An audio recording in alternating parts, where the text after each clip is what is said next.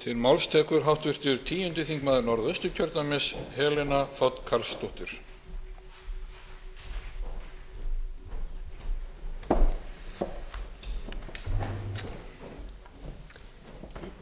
Hæstv. forseti. Það með ólíkindum að við skulum fjalla hér í dag vantrauststillögu á ríkisstjórn Jóhönnu Sigurðardóttur. Það ekki það sem við þurfum á að halda þessar mundir. Þjóðin klofin í tvennt eftir Icesave þjóðaratkvæðagreiðsluna og að kljúfa hana enn frekar gerir ekkert gagn. Við þurfum að standa saman og sameina þjóðina á ný. En það verður ekki gert með vantrausti á ríkisstjórnina og nýjum kosningum með öllu því sem fylgir. Stór og viðamikil verkefni eru framundan og með því að ganga til kosninga nú væri eingöngu til þess að auka á efnahagslega óvissu og skapa upplausn í samfélaginu. Allt tal að snúa bökum saman og tala máli Íslands einu rómi í alþjóðasamfélaginu yrði hljóm eitt. Þingrof og kosningar eru ekki þau skilaboð sem við viljum senda alþjóðasamfélaginu sem við eigum svo mikið undir einmitt núna.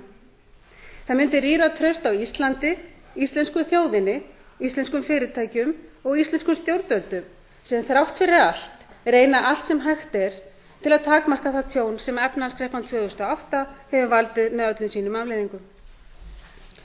Þingrof og kosningar myndi líka setja viðræðurnar við Evrópusambandið í uppnám, en því máli þarf að ljúka og leggja þetta kjósenda ef viðeigandi samningur fæst.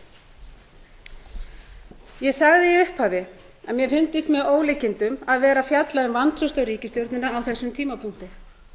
Í mínum huga tillaga sú sem til umfjöllunar sýndarmennska ein og aðeins fallin til þess að breiða yfir innri vanda Sjálfstæðisflokksins og formanns hans.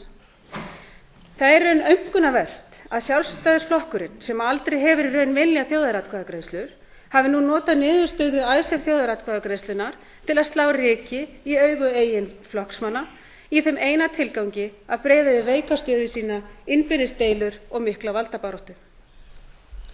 Virðulegi forseti, ég treysti okkur jafnaðarmönnum best til að leiða okkur áfram í þeirri efnahagslegri endurreisn sem við erum í. Við höfum annað við tímann að gera en að karpa hvort ríkisstjórnin eigi að vera eða víkja. Fólkið í landinu orðið leitt á karpi.